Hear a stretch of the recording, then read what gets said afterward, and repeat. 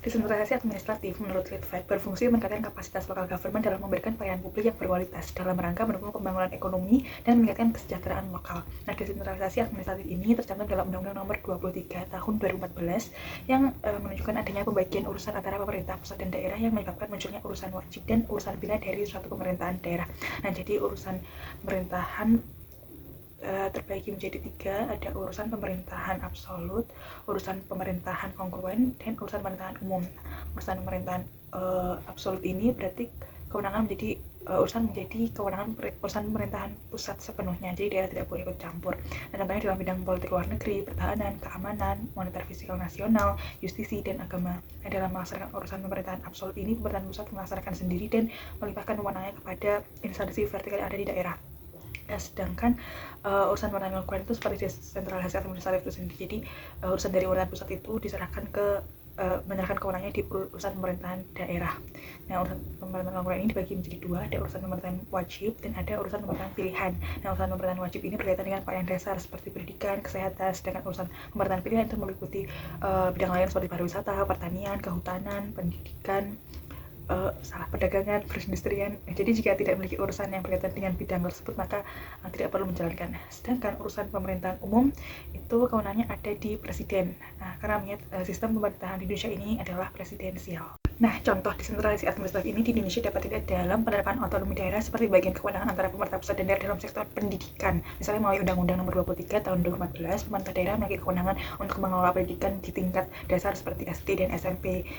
Sedangkan di tingkat provinsi itu yang dikelola oleh pemerintah provinsi itu seperti pendidikan menengah atas yaitu SMA atau SMK. Namun pemerintah pusat tetap memiliki kontrol atas kebijakan pendidikan secara umum termasuk penentuan standar nasional pendidikan. Nah, ini merupakan upaya untuk meningkatkan kesejahteraan melalui akses pendidikan yang lebih baik. Selanjutnya ada desentralisasi fiskal. Desentralisasi fiskal ini adalah suatu proses di mana pemerintah memberikan pusat otonomi kepada pemerintah daerah untuk mengelola sumber daya keuangan dan melakukan pengambilan keputusan terkait anggaran dan pendapatan. Nah, contoh dari desentralisasi fiskal ini kita lihat di Indonesia penerapannya dalam Undang-Undang Nomor 1 Tahun 2022 tentang hubungan keuangan antara pemerintah pusat dan pemerintah daerah. Nah, dijelaskan transfer ke daerah itu terdiri atas dana bagi hasil, dana alokasi umum, dana alokasi khusus, dana otonomi khusus, dana keistimewaan, dan dana desa. Nah, anggaran dan alokasi TKD ini ditetapkan setiap tahun dalam UU mengenai APBN atau Anggaran Pendapatan Belanja Negara.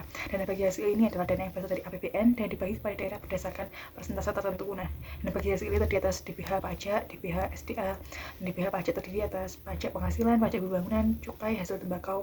Nah, sedangkan DPH SDA ini terdiri dari sumber kehutanan, mineral dan batu bara, minyak bumi, panas bumi, dan perikanan. Nah, kalau dana alokasi umum itu atau DAU, dana yang diberikan pemerintah pusat kepada daerah yang bisa digunakan untuk pembangunan dan pemerataan anggaran. Nah, DAU ini tiap-tiap daerah dialokasikan berdasarkan celah fiskal untuk 1 tahun anggaran.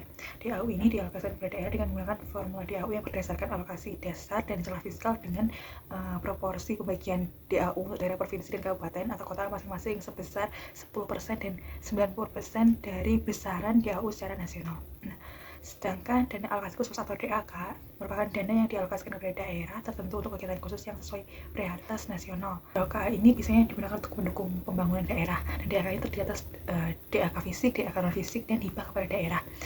DAK fisik untuk mendukung pembangunan, DAK non fisik untuk mendukung operasi layanan publik di daerah, dan sedangkan hibah kepada daerah itu digunakan untuk pembangunan fisik atau layanan publik di daerah, namun tetap berdasarkan perjanjian antara pemerintahan pusat dan pemerintahan daerah. Transfer ke daerah selanjutnya itu ada melalui dana otonomi khusus, yaitu dana yang dialokasikan kepada daerah yang memiliki otonomi khusus. Nah, pengelolaan dana ini mengacu pada rencana pembangunan jangka menengah nasional dan rencana pembangunan jangka menengah daerah. Nah, contohnya otonomi khusus seperti di Papua, di Aceh. TKD yang selanjutnya ada dana keistimewaan, yaitu dana dialokasikan kepada pemerintah daerah provinsi di Yogyakarta yang sesuai dengan urusan keistimewaan pemerintah daerah provinsi Yogyakarta.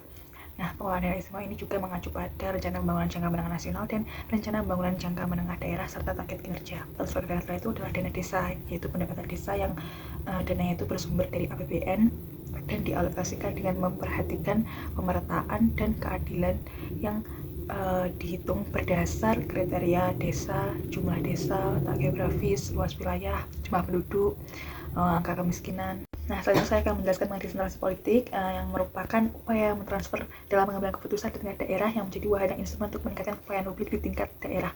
Nah, jadi desentralisasi politik ini memberikan kekuasaan yang lebih kepada masyarakat.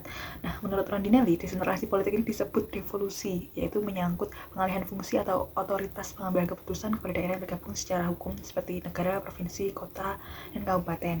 Nah, dalam devolusi ini, unit pemerintah lokal otonom dan mandiri dan status hukum mereka itu membuat pemerintah daerah terpisah atau berbeda dari pemerintah pusat. Nah, pemerintah daerah ini memiliki batas-batas geografis yang jelas dan diakui oleh hukum. Nah, wewenang yang diserahkan oleh pemerintah pusat kepada daerah ini adalah wewenang untuk membuat atau mengambil keputusan politik. Contoh dari devolusi ini mengambil kasus dari Inggris. Jadi devolusi di Inggris ini merujuk pada pengalihan kekuasaan dari pemerintah pusat ke Westminster ke pemerintah daerah di Skotlandia, Wales, dan Irlandia Utara. Nah, sejak akhir 1990-an, setiap negara bagian ini telah mendapatkan kekuasaan untuk mengatur urusan tertentu seperti pendidikan, kesehatan, dan transportasi melalui badan legislatif mereka sendiri. Nah, contohnya parlemen di Skotlandia ini memiliki kewenangan dalam hal pendidikan, kesehatan, hukum, sementara di Sanet Cymru atau Wales ini mengatur beberapa urusan kebijakan dalam negeri, kebijakan domestik. Nah, jadi meskipun ada devolusi kekuasaan dalam isu-isu besar seperti pertahanan dan kebijakan luar negeri, ini tetap dipegang oleh pemerintah pusat. Jadi model devolusi ini menginginkan pemerintah daerah untuk mengelola isu-isu lokal dengan otonomi yang lebih besar dan sesuai dengan kebutuhan spesifik daerah masing-masing. Nah, desentralisasi politik ini berhubungan dengan demokrasi. Menurut Profesor Purwosantoso, desentralisasi ini menjadi bagian yang tak terpisahkan dari upaya penataan ulang konfigurasi kekuasaan dalam koridor demokrasi. Nah, dengan demikian, jadi desentralisasi ini memperkuat demokrasi dengan memberikan otonomi yang lebih besar kepada daerah dalam pengambilan keputusan sehingga masyarakat itu bisa lebih berpartisipasi dalam proses politik dan pemerintahannya. Hal ini bisa menciptakan pemerintahan yang lebih responsif terhadap kebutuhan masyarakat sekaligus mengurangi sentralisasi kekuasaan yang berpotensi menghambat aspirasi masyarakat daerah. Nah, karena kita tahu prinsip demokrasi itu dari rakyat untuk rakyat.